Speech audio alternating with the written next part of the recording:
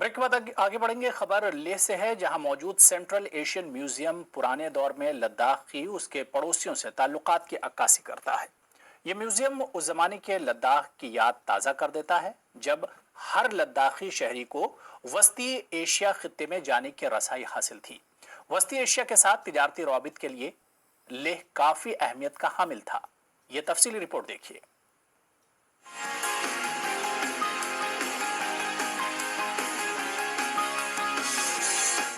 Central Asian museum Leh माजी में एक तिजारती मरकज रहा है।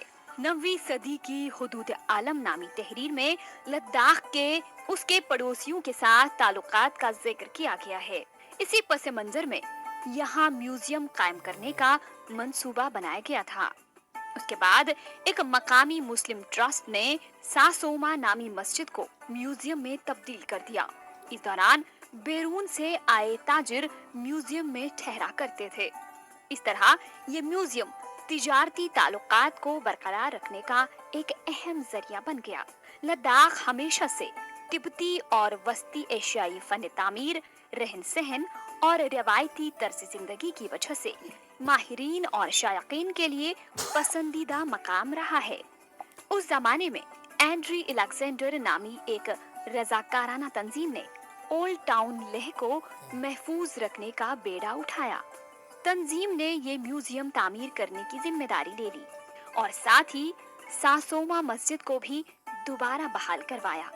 मस्जिद के अहाते में रिसर्च के लिए भी सहूलियात दस्तयाब कराई गईं। वक्त गुजरने के साथ साथ ये म्यूजियम तिब्बत, वस्ती एशिया और कश्मीर के दरमियान मजहबी और सकाफती मेल मिलाप की निशानी बन गया। ये हमारे इन चीज़ों को प्रिजर्व करने के लिए, और वहीं से ये कॉन्सेप्ट जो है म्यूज़ियम बनाने का, जिसमें ये दिखाना था कि लेह जो और लद्दाख जो है वो कितना इम्पोर्टेंट था सदियों पहले। यहाँ एक किस्म का सेंट्रल क्रॉस रोड था, सेंट्रल एशियन, तिब्बतन, कश्मीर से, इंडिया से, बल्तिस्तान, हर जगह के लोग यहाँ पर आते थे और ट्रेड करते थे, अपने अपने जगहों पर चले जाते थे। 3 मंजिला सेंट्रल एशियन म्यूजियम की दिलकश इमारत रिवायती तिब्बती फन तामीर की अक्कासी है। गैलरीज और प्रोजेक्शंस की नुमाइश काबिले दीद है। इससे रिवायती तिब्बती फन तामीर का पता चलता है। साथ ही इमारत की बनावट से उस जमाने के फनून का इल्म हो जाता है। म्यूजियम के अंदर कई तारीखी अहमियत की हामिल तस्वीर महफूज की गई हैं।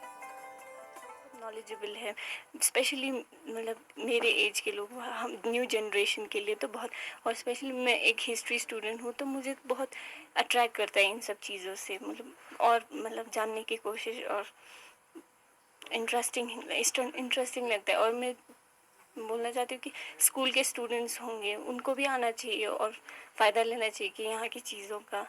Yes, this museum is really interesting. From Europe, it is completely different thinking, completely different thinking. Because if I see on this map, it is possible to see completely, for us, completely different point and relationship between people who live in Central Asia.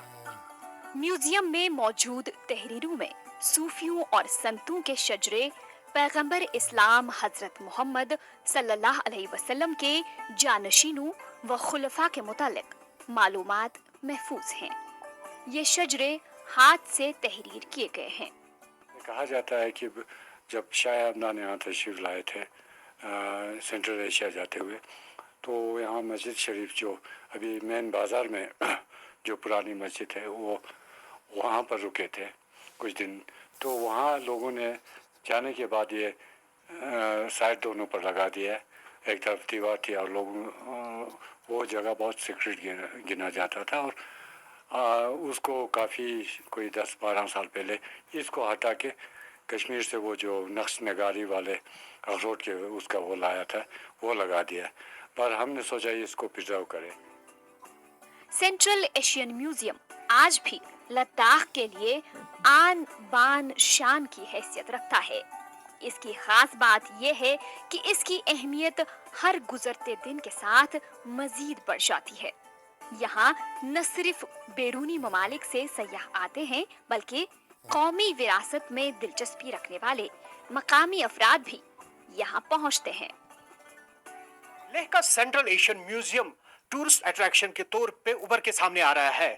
Us museum میں 16 صدی کے بعد کا ساز و سامان رکھا گیا ہے اور یہ میوزیم اس وقت کی زندگی کو درشاتی ہے۔ یہاں پہ جو سامان رکھا گیا ہے وہ تو یہاں کے لوگوں نے یا تو ڈونیشن کے طور پہ یہاں پہ دیا ہے یا پھر کئی لوگوں نے اس سے لون پہ یہاں پہ رکھا ہے۔ مطلب یہ کہ جب انہیں یہ سامان ضرورت ہے وہ یہاں سے یہ واپس لے سکتے ہیں۔ فیروز وانی کے ساتھ سرم تصدق، ET نیوز، لے۔